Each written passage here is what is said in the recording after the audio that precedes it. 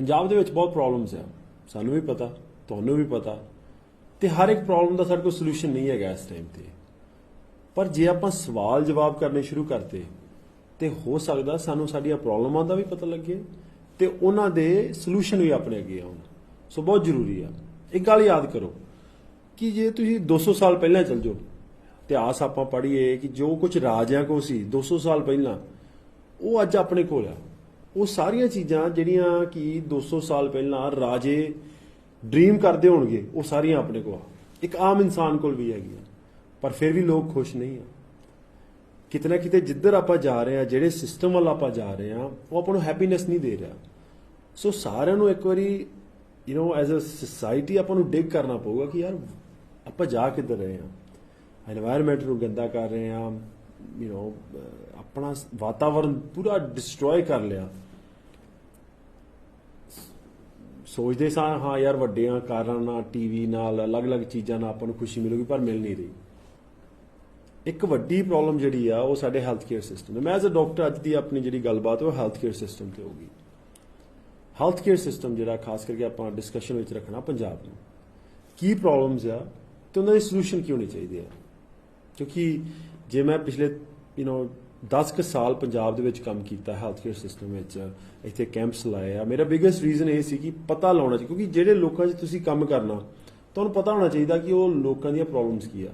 और मेरी ये जिहड़ी वीडियो है डायरैक्टेड टुवर्ड्स बेसिकली सारी NGOs जिहड़ियां काम करदियां, और जे कोई सरकारी बंदा वो भी वेख सकदा, उन्हां दी मर्जी है।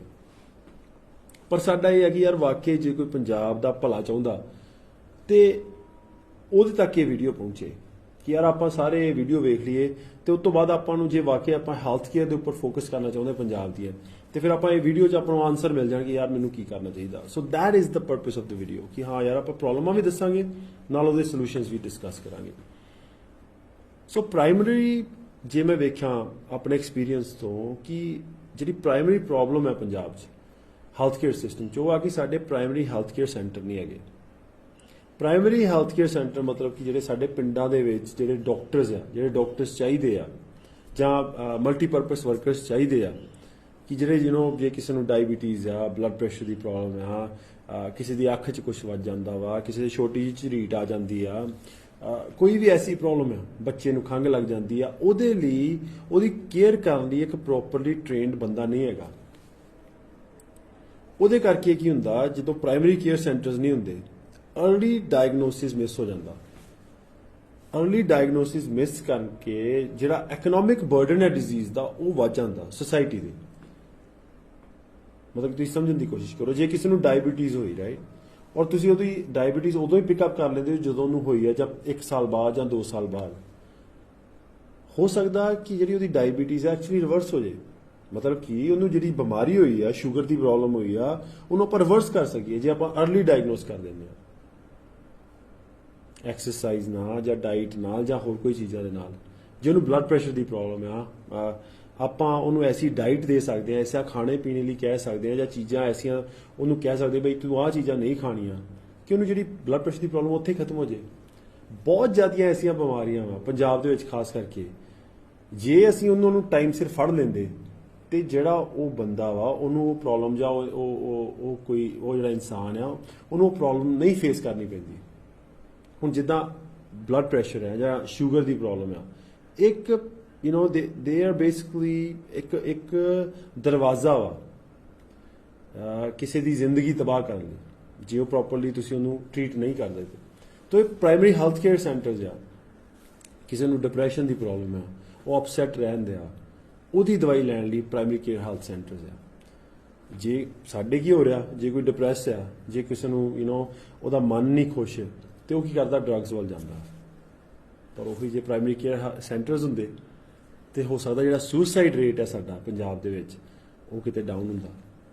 और ये सुसाइड एक होर चीज़ है, लोगों को लगता कि सुसाइड बस किसान कर रहे हैं, ज़्यादा सुसाइड मजदूर कर रहे हैं।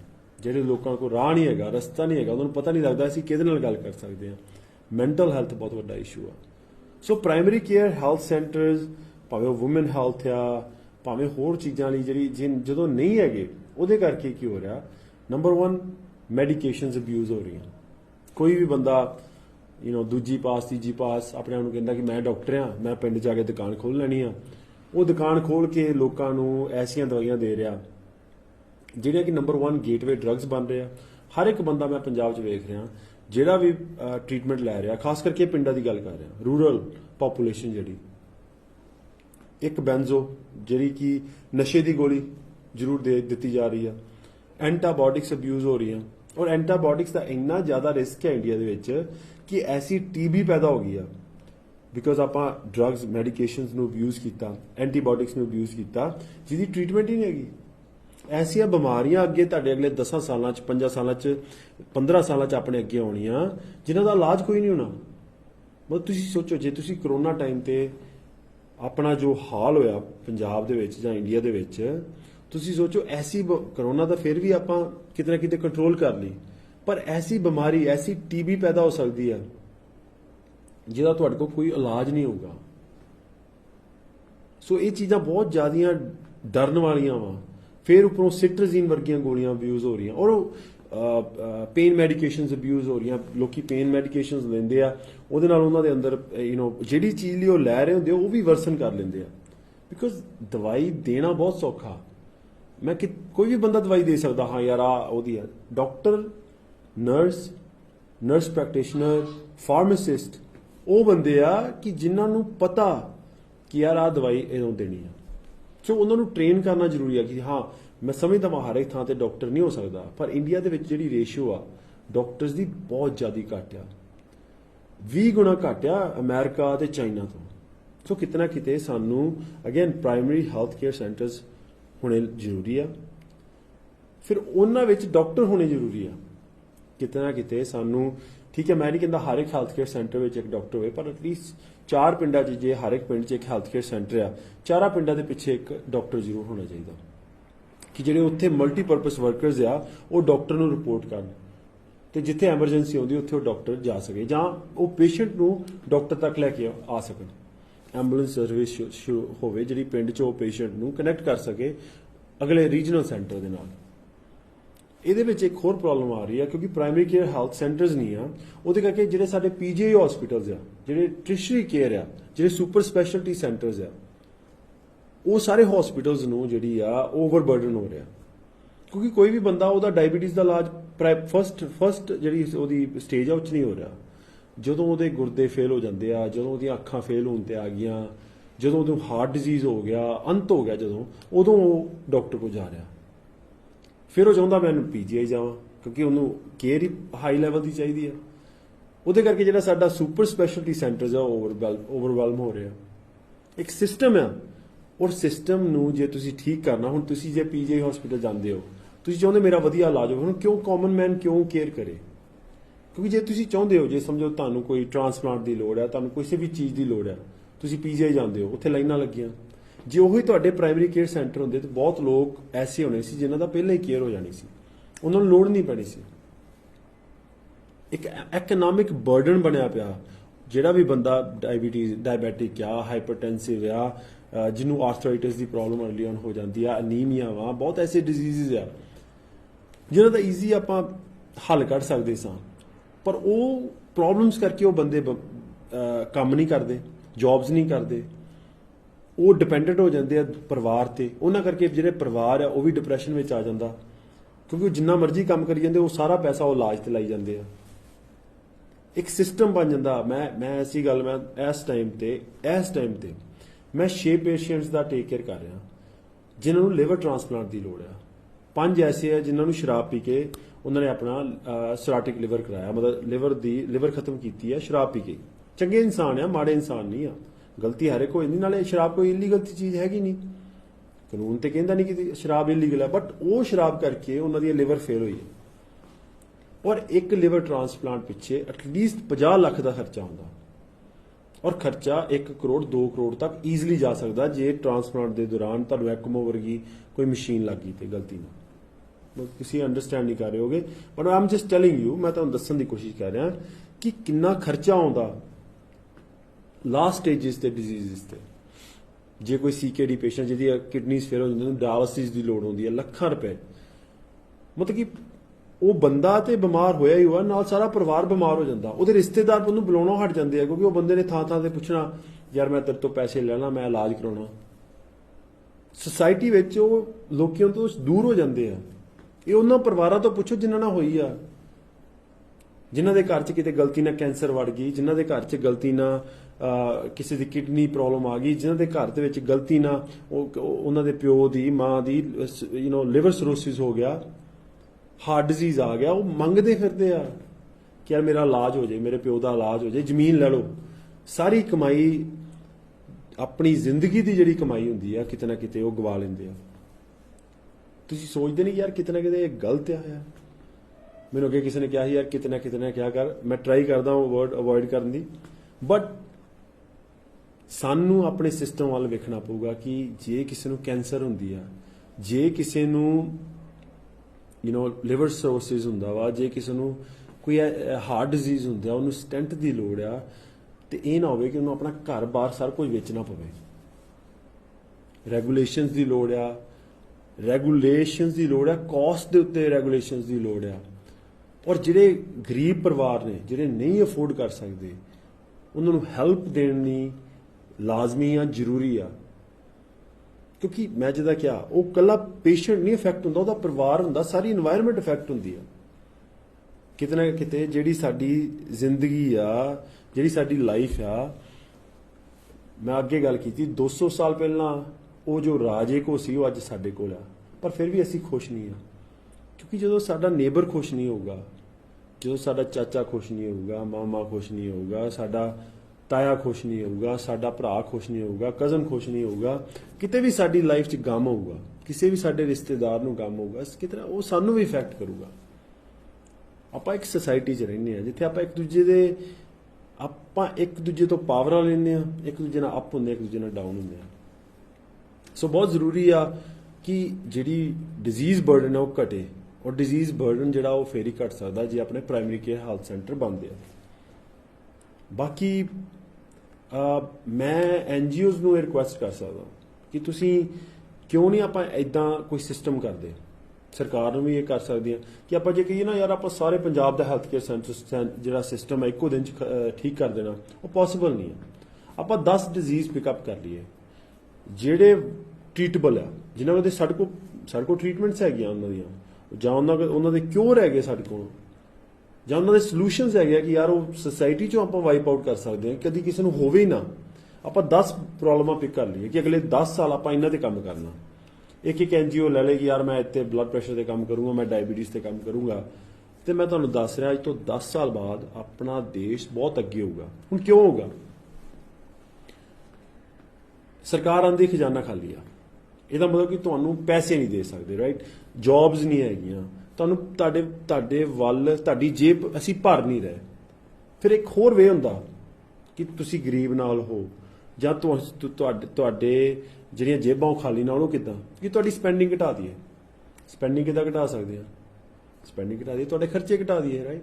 ਜੇ ਤੁਹਾਡੇ ਖਰਚੇ ਘਟਾਤੇ, ਤੁਹਾਡੀ ਜੇਬ 'ਚ ਪੈਸੇ ਜ਼ਿਆਦੇ ਆ। ਔਰ ਮੈਂ ਤੁਹਾਨੂੰ ਦੱਸ ਰਿਹਾ ਕਿ ਜੇ ਅਸੀਂ ਡਿਜ਼ੀਜ਼ ਬਰਡਨ ਘੱਟ ਕਰਤਾ, ਪੰਜਾਬ ਦੇ ਵਿੱਚ ਬਿਮਾਰੀਆਂ ਘੱਟ ਕਰਤੀਆਂ, ਤੇ ਲੱਖਾਂ ਰੁਪਏ ਤੁਸੀਂ ਆਪਣੀ ਜ਼ਿੰਦਗੀ ਵਿੱਚ ਬਚਾ ਲਓਗੇ। ਕਰੋੜਾਂ ਰੁਪਏ, ਕਈ ਐਸੇ ਪਰਿਵਾਰ ਹੋਣਗੇ ਜਿਹੜੇ ਕਰੋੜਾਂ ਰੁਪਏ ਬਚਾ ਲੈਣਗੇ ਆਪਣੀ ਜ਼ਿੰਦਗੀ ਵਿੱਚ। ਸਿੰਪਲ ਹੈ। ਸੋ ਆਪਾਂ ਪਿਕਅਪ ਕਰ ਲਈਏ, ਲਾਈਕ ਮੈਂ ਤੁਹਾਨੂੰ ਗੱਲ ਦੱਸਦਾ, ਜਿਵੇਂ 10 ਬਿਮਾਰੀਆਂ ਤੁਹਾਨੂੰ ਗਿਣਾਦਾ। ਸਭ ਤੋਂ ਪਹਿਲਾਂ ਅਨੀਮੀਆ, ਖੂਨ ਦੀ ਕਮੀ। ਖੂਨ ਦੀ ਕਮੀ ਕਰਕੇ ਕਿੰਨੇ ਬੱਚੇ ਗਰੋ ਨਹੀਂ ਕਰਦੇ, ਕਿੰਨੀਆਂ ਬੇਟੀਆਂ ਵਾ, ਬੱਚੀਆਂ ਵਾ ਜਿਹੜੀਆਂ ਪ੍ਰੋਪਰ ਉਹਨਾਂ ਦੀ ਜਿਹੜੀ ਹਾਈਟ ਨਹੀਂ ਹੁੰਦੀ, ਉਹਨਾਂ ਦਾ ਬ੍ਰੇਨ ਨਹੀਂ ਡਿਵੈਲਪ ਹੁੰਦਾ, ਕਿਉਂਕਿ ਅੰਦਰ ਇੱਕ ਛੋਟੇ ਜਿਹੇ ਤੱਤ ਦੀ ਕਮੀ ਸੀ। ਔਰ ਉਹ ਤੱਤ ਇੰਨਾ ਈਜ਼ੀ ਆ ਸਾਡੇ ਲਈ ਰਿਪਲੇਸ ਕਰਨਾ। ਸਿੰਪਲ ਟੈਸਟ ਕੀਤਾ, ਜਾਂ ਐਟਲੀਸਟ ਫਿਜ਼ੀਕਲ ਐਗਜ਼ਾਮ ਨਾਲ ਇਹੀ ਦੱਸ ਸਕਦੇ ਯਾਰ ਤੇਰੇ 'ਚ ਆਹ ਤੱਤ ਦੀ ਕਮੀ ਆ, ਤੈਨੂੰ ਆਹ ਦਵਾਈ ਦੀ ਲੋੜ ਆ, ਮਹੀਨਾ ਦਵਾਈ ਖਾ, ਐਂਡ ਤੁਹਾਡੀ ਹਾਈਟ ਵਿੱਚ 4-5 ਆਲਮੋਸਟ ਕਈ ਵਾਰੀ ਜ਼ਿਆਦਾ ਫਰਕ ਪੈ ਸਕਦਾ।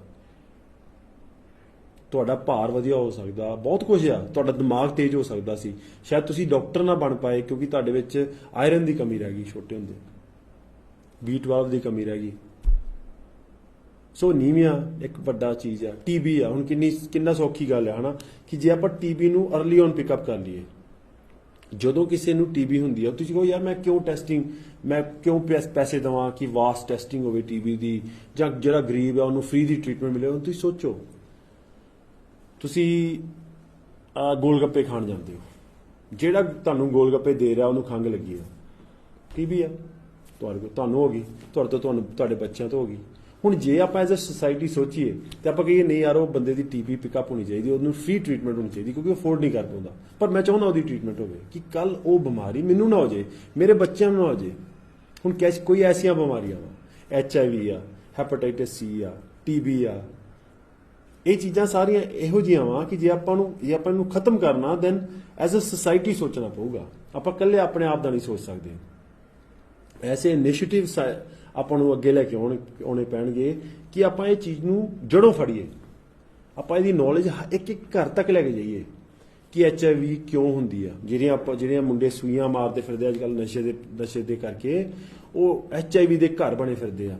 HIV ਉਹ ਬੰਦੇ ਤੋਂ ਉਹਦੀ ਵਾਈਫ ਨੂੰ ਹੁੰਦੀ ਆ, ਉਹਦੇ ਬੱਚਿਆਂ ਨੂੰ ਹੁੰਦੀ ਆ, ਇੱਕ ਸਿਸਟਮ ਬਣ ਜਾਂਦਾ। ਉਹਦੇ ਬੱਚੇ ਕੱਲ ਵਿਆਹ ਜਾਂਦੇ ਆ, ਉਹਨਾਂ ਤੋਂ ਅਗਲੇ ਉਹਨਾਂ ਦੇ ਪਾਰਟਨਰਸ ਨੂੰ ਹੁੰਦੀ ਆ। ਇੱਦਾਂ ਹੀ ਹੈਪੇਟਾਈਟਿਸ C ਆ। ਜੇ ਆਪਾਂ ਇਹਨਾਂ ਨੂੰ ਮੁਕਾਉਣਾ ਤੇ ਆਪਾਂ ਨੂੰ ਆਪਣਾ ਨਹੀਂ ਇਕੱਲਿਆ ਸੁਸਾਇਟੀ ਦਾ ਇਲਾਜ ਕਰਨਾ ਪਊਗਾ, ਅਵੇਅਰਨੈਸ ਕ੍ਰੀਏਟ ਕਰਨੀ ਪਊਗੀ। ਫਿਰ CKD ਆ, ਕਿਡਨੀ ਡਿਜ਼ੀਜ਼ ਆ, ਹਨਾ। ਜੇ ਕਿਸੇ ਨੂੰ ਕਿਡਨੀ ਡਿਜ਼ੀਜ਼ ਹੋ ਜਾਂਦੀ ਆ, ਵਿਚਾਰਾ ਡਾਇਲਿਸਿਸ ਤੇ ਚੱਲ ਜਾਂਦਾ, ਪਰ ਕਿਡਨੀ ਡਿਜ਼ੀਜ਼ ਪ੍ਰੀਵੈਂਟ ਕਿੱਦਾਂ ਕਰ ਸਕਦੇ ਆ ਆਪਾਂ? ਉਹਦਾ ਬਲੱਡ ਪ੍ਰੈਸ਼ਰ, ਉਹਦੀ ਡਾਇਬੀਟੀਜ਼, ਛੋਟੀ ਸ਼ੂਗਰ ਦੀ ਜੇ ਪ੍ਰੋਬਲਮ ਹੈ ਛੋਟੀ ਉਮਰ 'ਚ ਫੜ ਲਈਏ, ਇਨੀਸ਼ੀਅਲ ਸਟੇਜਿਸ 'ਚ ਫੜ ਲਈਏ ਕਿ ਕਦੀ ਉਹ ਐਂਡ ਸਟੇਜ ਤੇ ਜਾਵੇ ਨਾ। ਬੜੀਆਂ ਐਸੀਆਂ ਦਵਾਈਆਂ ਅਸੀਂ ਦੇ ਸਕਦੇ ਹਾਂ ਕਿ ਯਾਰ ਕੋਈ ਵੀ ਬੰਦਾ ਡਾਇਲਿਸਿਸ ਤੱਕ ਪਹੁੰਚੇ ਨਾ। ਸਾਰਾ ਕੁਝ ਪ੍ਰਾਇਮਰੀ ਕੇਅਰ ਸੈਂਟਰਸ ਦੇ ਵਿੱਚ ਹੁੰਦਾ, ਇੱਕ ਪਿੰਡ ਵਿੱਚ ਖੁੱਲ੍ਹਣਾ ਚਾਹੀਦਾ। ਐਸੀਆਂ 10 ਬਿਮਾਰੀਆਂ ਆਪਾਂ ਫੜ ਲਈਏ, ਜਿੱਦਾਂ ਕੈਂਸਰ ਆ। ਹੁਣ ਕੈਂਸਰ ਕਿਉਂ ਹੁੰਦੀ ਆ? ਪੋਲੂਸ਼ਨ ਜ਼ਿਆਦਾ। ਕੈਂਸਰ ਕਿਉਂ ਹੁੰਦੀ ਆ? ਤੁਹਾਡਾ ਪਾਣੀ ਗੰਦਾ ਹੋ ਗਿਆ, ਆਪਾਂ ਪੈਸਟੀਸਾਈਡਸ ਯੂਜ਼ ਕਰਨ ਲੱਗੇ, ਜਿਹਦੇ ਨਾਲ ਅੰਦਰ ਤੁਹਾਡੇ ਸੈਲਸ ਹਿੱਟ ਹੋ ਰਹੇ ਆ। ਜੇ ਆਪਾਂ ਉਹ ਜੜ ਫੜ ਲਈਏ, ਲੋਕਾਂ 'ਚ ਅਵੇਅਰਨੈਸ ਕਰ ਦਈਏ ਕਿ ਬਈ ਆਹ ਚੀਜ਼ ਕਰਕੇ ਕੈਂਸਰ ਹੋ ਰਹੀ ਹੈ, ਤੁਸੀਂ ਆਹ ਚੀਜ਼ ਨਹੀਂ ਵਰਤਣੀ, ਤੁਸੀਂ ਆਹ ਚੀਜ਼ ਆਪਣੇ ਖਾਣੇ ਪੀਣੇ 'ਚ ਨਹੀਂ ਵਰਤਣੀ, ਤੁਸੀਂ ਇਹ ਚੀਜ਼ ਫਰਟੀਲਾਈਜ਼ਰ ਵਿੱਚ ਨਹੀਂ ਵਰਤਣੀ,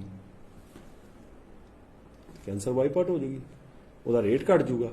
ਜੇ ਕੈਂਸਰ ਦਾ ਹੀ ਰੇਟ ਘਟ ਜਾਂਦਾ ਪੰਜਾਬ 'ਚ, ਸੋਚੋ ਕਿੰਨਾ ਜ਼ਿਆਦਾ ਫਾਇਦਾ ਹੁੰਦਾ।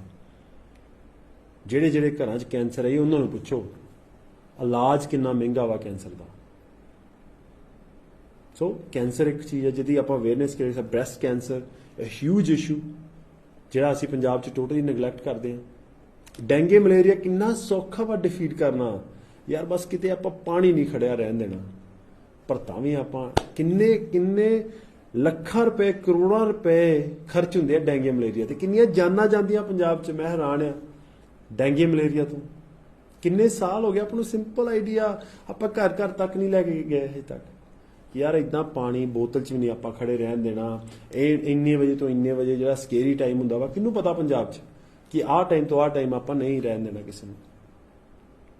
ਕਿੰਨਾ ਸੌਖਾ, ਪਰ ਨਹੀਂ ਕਰ ਪਾਉਂਦੇ ਕਿਉਂਕਿ ਆਪਣੇ ਕੋਲ ਅਵੇਅਰਨੈਸ ਕਰਨ ਲਈ ਆਪਣੇ ਕੋਲ ਟਾਈਮ ਨਹੀਂ ਹੈਗਾ ਲੋਕਾਂ ਨੂੰ ਅਵੇਅਰ ਕਰਨ ਲਈ। ਆਪਾਂ ਆਪਣੀਆਂ ਪ੍ਰੋਬਲਮਾਂ 'ਚ ਉਲਝੇ ਪਏ ਹਾਂ, ਆਪਣੀਆਂ ਜੇਬਾਂ ਭਰਨ 'ਚ ਉਲਝੇ ਪਏ ਹਾਂ। ਇੱਕ ਵੱਡੀ ਪ੍ਰੋਬਲਮ ਡਾਇਰੀਆ, ਟੱਟੀਆਂ ਲੱਗਦੀਆਂ, ਉਹ ਕਿੱਦਾਂ ਪ੍ਰੀਵੈਂਟ ਕਰ ਸਕਦੇ? Simple hygiene. ਜਿਹੜੀ ਹਾਈਜੀਨ ਆ, ਜਿਹੜੀ ਲੋਕਾਂ ਦੀ ਹਾਈਜੀਨ ਆ, ਮਤਲਬ ਕਿ ਹੱਥ ਧੋਣ ਦੀ ਆਦਤਾਂ, ਠੀਕ ਹੈ ਨਾ, ਸਾਫ਼ ਸਫਾਈਆਂ ਦੀਆਂ ਆਦਤਾਂ ਬਣਾ ਦਈਏ ਤੇ ਕਿੰਨੇ ਕਾਲਰਾ ਦੇ ਕੇਸ ਆਪਾਂ ਘਟਾ ਸਕਦੇ ਹਾਂ। ਕਿੰਨੀਆਂ ਬੱਚਿਆਂ ਦੀਆਂ ਜਾਨਾਂ ਜਾਂਦੀਆਂ ਕਾਲਰਾ ਕਰਕੇ ਅੱਜ ਦੇ ਜ਼ਮਾਨੇ 'ਚ। ਸਿੰਪਲ ਕਿ ਜਦ ਰੈਸਟੋਰੈਂਟਸ ਵਿੱਚ ਹਰ ਇੱਕ ਥਾਂ ਤੇ ਟੂਟੀ ਲੱਗੀ ਹੋਵੇ, ਸਾਬਣ ਜ਼ਰੂਰੀ ਹੋਵੇ। ਜੇ ਤੁਹਾਡੇ ਕੋਲ ਸਾਬਣ ਤੇ ਟੂਟੀ ਨਹੀਂ ਹੈਗੀ, ਤੁਹਾਨੂੰ ਰੈਸਟੋਰੈਂਟ ਬੰਦ ਕਰਨਾ ਪਊਗਾ। ਕਿੰਨੇ ਕੁ ਰੈਸਟੋਰੈਂਟਾਂ 'ਤੇ ਤੁਸੀਂ ਜਾਂਦੇ ਜਿੱਥੇ ਟੂਟੀ ਤੇ ਸਾਬਣ ਹੈਗਾ? ਤੁਸੀਂ ਨਹੀਂ ਰੇਹੜੀ ਲਾ ਸਕਦੇ ਜਦ ਤੱਕ ਤੁਹਾਡੇ ਕੋਲ ਟੂਟੀ ਤੇ ਸਾਫ਼ ਪਾਣੀ ਤੇ ਸਾਬਣ ਨਹੀਂ ਹੈਗਾ। ਠੀਕ ਹੈ, ਅਸੀਂ ਬਾਰਡਰਾਂ ਤੇ ਬੈਠੇ ਹਾਂ, ਸਭ ਕੁਝ ਬਹੁਤ ਚੱਲ ਰਿਹਾ ਵਾ, ਪਰ ਫਿਰ ਵੀ ਕਿਤੇ ਅਸੀਂ ਇੱਥੇ ਉਹ ਚੀਜ਼ਾਂ ਪਲੇ ਕੀਤੀਆਂ। ਅਸੀਂ ਸਾਬਣ ਰੱਖੇ, ਅਸੀਂ ਇੱਥੇ ਸਾਫ਼ ਪਾਣੀ ਰੱਖਿਆ ਲੋਕਾਂ ਨੇ। ਕਿਉਂ ਨਹੀਂ ਪੰਜਾਬ 'ਚ ਆਪਾਂ ਰੱਖ ਸਕਦੇ? ਰੈਗੂਲੇਸ਼ਨਸ ਹੀ ਆ। ਤੁਸੀਂ ਜਿਹੜੀ ਕਾਸਟ ਆ, ਆਪਾਂ ਸੁਸਾਇਟੀ ਨੂੰ ਵਧੀਆ ਕਰਨਾ ਸੀ। ਜੇ ਆਪਾਂ ਆਪਣੇ ਆਪ ਤੇ ਲਾਜ਼ਮੀ ਕਰਦੇ ਕੋਈ ਚੀਜ਼ ਹੈ ਨਾ, ਉਹਨਾਂ ਕਈ ਵਾਰੀ ਆਪਾਂ ਬਿਗਰ ਇਫੈਕਟ ਨਹੀਂ ਕਰ ਸਕਦੇ, ਪਰ ਆਪਾਂ ਐਸੀਆਂ ਰੈਗੂਲੇਸ਼ਨਸ ਪਾ ਦਿੰਦੇ ਆ ਕਿ ਐਜ਼ ਅ ਸੁਸਾਇਟੀ ਆਪਾਂ ਗਰੋ ਕਰਦੇ ਹਾਂ। ਬਹੁਤ ਈਜ਼ੀ ਹੋ ਜਾਂਦਾ। ਜਿਹੜਾ ਉਹਦੀ ਕਾਸਟ ਆ, ਆਪਾਂ ਸਾਰੇ ਜਿਹੜੇ ਆ ਉਹ ਕਾਸਟ ਸ਼ੇਅਰ ਕਰਦੇ ਆ, ਈਜ਼ੀ ਹੋ ਜਾਂਦਾ। ਜੇ ਆਪਾਂ ਹਰ ਇੱਕ ਰੈਸਟੋਰੈਂਟ ਨੂੰ ਕਹੀਏ ਬਈ ਤੁਹਾਨੂੰ ਤੁਹਾਡੇ ਟੈਕਸ ਬ੍ਰੇਕ ਮਿਲੂਗੀ ਜੇ ਤੁਸੀਂ ਹਰ ਇੱਕ ਰੈਸਟੋਰੈਂਟ ਵਿੱਚ ਇੱਕ ਬਾਥਰੂਮ, ਇੱਕ ਸਾਫ਼ ਪਾਣੀ, ਜਿੱਥੇ ਪਾਣੀ ਆਉਂਦਾ ਹੋਵੇ, ਨਾਲ ਸਾਬਣ ਰੱਖਣਾ। ਇਹ 3 ਚੀਜ਼ਾਂ। ਬਾਥਰੂਮ ਬਾਥਰੂਮ ਜਿਹੜਾ ਵਾ ਉਹ ਜਿਹੜੀ ਉਹਨਾਂ ਦੇ ਰੈਸਟੋਰੈਂਟ 'ਚ ਬਾਥਰੂਮ ਲੱਗਾ ਹੋਊਗਾ, ਉਹਦੇ ਕਰਕੇ ਉਹਨਾਂ ਦਾ ਵੀ ਫਾਇਦਾ ਤੇ ਲੋਕਾਂ ਦਾ ਵੀ ਫਾਇਦਾ। ਸੋ ਬਹੁਤ ਬਿਮਾਰੀਆਂ, ਆਪਾਂ ਇਹਨਾਂ 'ਚੋਂ 10 ਬਿਮਾਰੀਆਂ ਲੈ ਲਈਏ, ਸ਼ੂਗਰ ਹੋਈ, ਬਲੱਡ ਪ੍ਰੈਸ਼ਰ ਹੋ ਗਿਆ, CKD ਹੋ ਗਈ, ਸਟੋਨਸ ਹੋ ਗਈਆਂ, ਡਿਪਰੈਸ਼ਨ ਇੱਕ ਵੱਡੀ ਚੀਜ਼ ਆ, ਸੈਲਫ ਹਾਰਮ, ਆਪਣੇ ਆਪ ਨਾਲ ਖਿਲਵਾੜ ਕਰਨਾ, ਆਪਣੀ ਜਾਨ ਲੈਣ ਦੀ ਕੋਸ਼ਿਸ਼ ਕਰਨੀ, ਉਹ ਵੀ ਇੱਕ ਵੱਡੀ ਪ੍ਰੋਬਲਮ ਹੈ। ਬ੍ਰੈਸਟ ਕੈਂਸਰ ਜਾਂ ਓਵਰਆਲ ਕੈਂਸਰ, ਡੈਂਗੇ, ਮਲੇਰੀਆ, ਇਹ ਜਿਹੀ ਬਿਮਾਰੀਆਂ 10 ਬਿਮਾਰੀਆਂ ਪਿਕਅਪ ਕਰ ਲਈ ਕਿ ਯਾਰ ਅਗਲੇ 10 ਸਾਲਾਂ 'ਚ ਹਰ ਇੱਕ ਸਾਲ ਆਪਾਂ ਡਿਵੋਟ ਕਰਨਾ ਇੱਕ ਪ੍ਰੋਬਲਮ ਨੂੰ। ਉਹਦੇ 'ਚ ਆਪਾਂ ਪੰਜਾਬ ਤੇ ਦਿਨ ਰਾਤ ਇੱਕ ਕਰਨਾ, ਆਪਾਂ ਉੱਤੇ ਕੰਮ ਕਰਨਾ, ਉਹਦੀ ਅਵੇਅਰਨੈਸ ਕ੍ਰੀਏਟ ਕਰਨੀ ਆ। ਤੇ ਸ਼ੁਰੂ 'ਚ ਕਿੱਥੇ ਹਾਂ ਤੇ ਸਾਲ ਦੇ ਐਂਡ ਤੇ ਕਿੱਥੇ ਹਾਂ। And you see we will grow as a society ਬਹੁਤ ਤੇਜ਼ੀ ਨਾਲ, ਬਹੁਤ ਈਜ਼ੀਲੀ। ਜਿਹੜਾ ਇਕਨੋਮਿਕ ਬਰਡਨ ਬਣਾ ਪਿਆ ਨਾ ਇਹ ਪ੍ਰੋਬਲਮਸ ਦਾ, ਉਹ ਖਤਮ ਹੋ ਜਾਊਗਾ। ਔਰ ਤੁਸੀਂ ਵੇਖੋਗੇ ਲੋਕਾਂ ਦੇ ਚਿਹਰੇ ਤੇ ਮੁਸਕਾਨ, ਹੈਪੀਨੈਸ ਵੇਖੋਗੇ ਜਦੋਂ ਉਹਨਾਂ ਦੀ ਜੇਬਾਂ ਭਰੀਆਂ ਹੋਈਆਂ। ਠੀਕ ਹੈ, ਆਪਾਂ ਪ੍ਰਾਇਮਰੀ ਕੇਅਰ ਹੈਲਥ ਸੈਂਟਰਸ ਵੀ ਬਣਾਈਏ, ਸੈਕੰਡਰੀ ਟਰਸ਼ਰੀ ਕੇਅਰ ਸੈਂਟਰਸ ਵੀ ਹੋਣੇ ਚਾਹੀਦੇ ਆ, ਜਿੱਥੇ ਪੇਸ਼ੈਂਟ ਬਿਮਾਰ ਹੋ ਜਾਏ ਦੂਜੇ ਵੱਡੇ ਹਸਪੀਟਲ ਚਲ ਜਾਏ, ਉੱਥੇ ਕਾਸਟ ਜਿਹੜੀ ਆ ਉਹ ਕੱਟ ਕਰਨੀ ਪੈਣੀ ਹੈ। ਜਿਹੜੀ ਮੈਡੀਕੇਸ਼ਨਸ ਦੀ ਕਾਸਟ ਆ ਉਹਨੂੰ ਵੀ ਕੱਟ ਕਰਨਾ ਪੈਣਾ, ਔਰ ਕਰ ਸਕਦੇ ਆ। ਯਾਰ ਇੱਕ ਦਵਾਈ ਕਿੰਨੇ ਦੀ ਬਣਦੀ ਆ? ਕਿਤੇ ਨਾ ਕਿਤੇ ਸਾਨੂੰ ਰਿਸਰਚ ਲੈ ਕੇ ਆਉਣੀ ਪੈਣੀ ਪੰਜਾਬ 'ਚ। ਆ ਜਿਹੜਾ ਸਟੈਥੋਸਕੋਪ ਮੈਂ ਪਾਇਆ ਨਾ, ਇਹ ਨਾਲ ECG ਵੀ ਕਰਦਾ। ਇੰਡੀਆ 'ਚ ਹੈਗਾ? ਨਹੀਂ ਹੈਗਾ।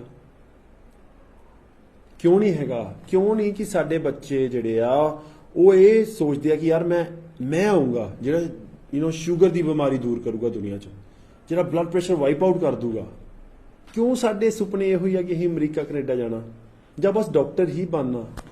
ਕਿਉਂ ਨਹੀਂ ਅਸੀਂ ਸੋਚਦੇ ਯਾਰ ਮੈਂ ਇੱਕ ਰਿਸਰਚਰ ਵੀ ਬਣਨਾ, ਨਾਲ ਰਿਸਰਚ ਪ੍ਰਮੋਟ ਕਰੀਏ। ਆਯੁਰਵੈਦਿਕ ਮੈਡੀਸਨ ਕਿੱਡਾ ਵੱਡਾ, ਮਤਲਬ ਕਿੱਡੀ ਵੱਡੀ ਦੇਣ ਹੈ ਆਪਣੇ ਕੋਲ ਯਾਰ। ਬੂਟੇ ਆ, ਦੁਨੀਆ ਭਰ ਦੇ ਬੂਟੇ ਆ ਸਾਡੇ ਕੋਲ। ਅਸੀਂ ਕਿਉਂ ਨਹੀਂ ਇੱਕ ਰਿਸਰਚ ਸੈਂਟਰ ਬਣਾਉਂਦੇ, ਆਯੁਰਵੈਦਿਕ ਰਿਸਰਚ ਸੈਂਟਰ, ਜਿੱਥੇ ਅਸੀਂ ਬੂਟਿਆਂ ਦੀ ਖੋਜ ਕਰਦੇ ਹਾਂ। ਅਸੀਂ ਤੇ ਸਾਰੇ ਬੂਟੇ ਆਪਣੇ ਖਤਮ ਕਰੀ ਜਾਂਦੇ ਹਾਂ। ਇਹਨਾਂ ਬੂਟਿਆਂ 'ਚ ਉਹ ਸਭ ਦਵਾਈਆਂ ਹੈਗੀਆਂ, ਹਰ ਇੱਕ ਚੀਜ਼ ਦਾ ਸੋਲੂਸ਼ਨ ਰੱਬ ਨੇ ਸਾਨੂੰ ਇੱਥੇ ਦਿੱਤਾ। ਪਰ ਪ੍ਰੋਬਲਮ ਕੀ ਹੈ ਕਿ ਅਸੀਂ ਆਪਣੇ ਬੂਟੇ ਵੱਢੀ ਜਾਂਦੇ ਹਾਂ। ਆਯੁਰਵੈਦਿਕ ਰਿਸਰਚ ਸੈਂਟਰ ਲਾਜ਼ਮੀ ਜ਼ਰੂਰੀ ਆ ਪੰਜਾਬ ਦੇ ਵਿੱਚ, ਔਰ ਉਹਦੇ ਵਿੱਚ ਹਰ ਇੱਕ ਚੀਜ਼ ਦੀ ਰਿਸਰਚ ਹੋਵੇ, ਹਰ ਇੱਕ ਬੂਟੀ ਦੀ ਰਿਸਰਚ ਹੋਵੇ ਯਾਰ। ਹਾਂ, ਕਿਤੇ ਕੈਂਸਰ ਦਾ ਇਲਾਜ ਤਾਂ ਨਹੀਂ ਇੱਥੇ ਹੈਗਾ, ਸਭ ਕੁਝ ਇੱਥੇ ਲੱਭ ਜਾਓ ਆਪਾਂ ਨੂੰ। ਵੱਡੀਆਂ ਵੱਡੀਆਂ ਦਵਾਈਆਂ ਕਿੱਥੋਂ ਆਉਂਦੀਆਂ? ਬੂਟਿਆਂ ਤੋਂ ਆਉਂਦੀਆਂ। ਤੁਸੀਂ ਸੋਚੋ ਜੇ ਪੰਜਾਬ ਅੱਜ ਤੱਕ ਇੰਡੀਆ ਪਿੱਛੇ ਕਿਉਂ ਰਿਹਾ? ਕਿਉਂਕਿ ਸਾਡੇ ਕੋਲ ਰਿਸਰਚ ਨਹੀਂ ਹੈਗੀ। ਗੋਰਾ ਰਿਸਰਚ ਕਰਦਾ, ਗੋਰਾ ਰਿਸਰਚ ਵੇਚਦਾ, ਅਸੀਂ ਉਹਦਾ ਸਮਾਨ ਬਣਾਉਂਦੇ। ਸਾਨੂੰ ਬਸ ਚੀਜ਼ ਬਣਾਉਣੀ ਆਉਂਦੀ ਹੈ, ਜਿੱਦਾਂ ਉਹਨਾਂ ਨੇ ਦੱਸਤਾ ਅਸੀਂ ਬਣਾਉਂਦੇ।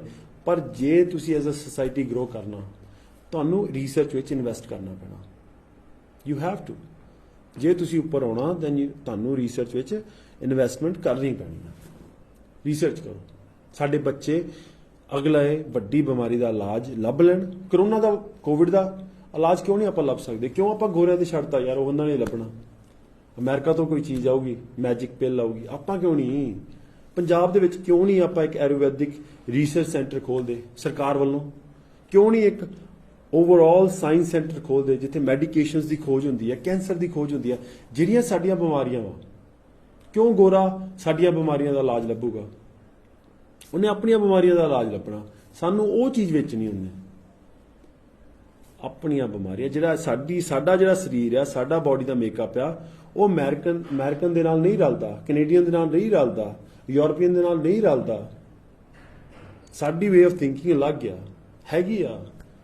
ਠੀਕ ਹੈ, ਆਪਾਂ ਸਾਰੇ ਇੱਕੋ ਜਿਹੇ ਆ at the end of the day. But America ਦੀ ਵੀ ਜੇ ਤੁਸੀਂ ਰਿਸਰਚ ਪੜ੍ਹੋ ਨਾ, ਜਿਹੜੀ ਦਵਾਈ ਅਫਰੀਕਨ ਅਮਰੀਕਨ ਨੂੰ ਲੱਗਦੀ ਆ, ਜਿਹੜੀ ਕਾਲੇ ਨੂੰ ਲੱਗਦੀ, ਉਹ ਗੋਰੇ ਨੂੰ ਨਹੀਂ ਲੱਗਦੀ। ਕਈ ਵਾਰੀ ਉਹਨਾਂ ਦਾ ਰਿਵਰਸ ਇਫੈਕਟ ਹੁੰਦਾ। ਇਦਾਂ ਹੀ ਏਸ਼ੀਅਨਸ ਆ, ਕਈ ਦਵਾਈਆਂ ਆਪਾਂ ਨੂੰ ਨਹੀਂ ਉਦਾਂ ਹਿੱਟ ਕਰਦੀ ਜਿੱਦਾਂ ਗੋਰੇ ਨੂੰ ਹਿੱਟ ਕਰਦੀਆਂ, ਪਰ ਉਹ ਦਵਾਈਆਂ ਉਹਨਾਂ ਦੀਆਂ ਬਣਾਈਆਂ ਵਾ। ਜੇ ਅਸੀਂ ਵੀ ਰਿਸਰਚ ਸ਼ੁਰੂ ਕਰ ਦਈਏ, ਅਸੀਂ ਐਸੀਆਂ ਦਵਾਈਆਂ ਬਣਾ ਸਕਦੇ ਹਾਂ ਜਿਹੜੀਆਂ ਸਾਨੂੰ ਜ਼ਿਆਦਾ ਵਧੀਆ ਹਿੱਟ ਕਰਦੀਆਂ, ਸਾਨੂੰ ਜ਼ਿਆਦਾ ਵਧੀਆ ਪ੍ਰੋਟੈਕਟ ਕਰਦੀਆਂ। ਸੋ ਇਹ ਵੀ ਚੀਜ਼ ਹੈ ਜਿਹੜੀ ਸਾਨੂੰ ਵੇਖਣੀ ਪਊਗੀ।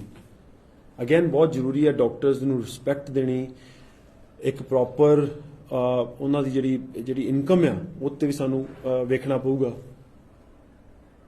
ਕਿਉਂਕਿ ਬਹੁਤ ਡਾਕਟਰਸ ਇਸ ਦੇਸ਼ ਨੂੰ ਛੱਡ ਕੇ ਜਾ ਰਹੇ ਆ। ਔਰ ਆਉਣ ਵਾਲੇ 5 ਸਾਲਾਂ 'ਚ ਤੁਹਾਡਾ ਇੰਨਾ ਬੁਰਾ ਹਾਲ ਹੋਣਾ ਕਿ ਜਿਹੜਾ ਵੀ ਬੰਦਾ ਕੁਆਲੀਫਾਈਡ ਆ ਉਹ ਬਾਹਰਲੇ ਦੇਸ਼ਾਂ 'ਚ ਭੱਜ ਜਾਣਾ। ਇੱਥੇ ਤੁਹਾਡੇ ਰਹਿ ਜਾਣੇ ਉਹ ਬੰਦੇ ਜਿਨ੍ਹਾਂ ਕੋਲ ਐਗਜ਼ਾਮ ਨਹੀਂ ਪਾਸ ਹੋਇਆ, ਜਾਂ ਜਿਨ੍ਹਾਂ ਕੋਲ ਇੰਨਾ ਪੈਸਾ ਵਾ, ਹਸਪੀਟਲ ਵੱਡੇ ਵੱਡੇ ਆ ਕਿ ਉਹ ਇੰਨਾ ਪੈਸਾ ਕਮਾ ਰਹੇ ਇੱਥੇ ਕਿ ਉਹ ਬਾਹਰ ਜਾਣਾ ਨਹੀਂ ਚਾਹੁੰਦੇ।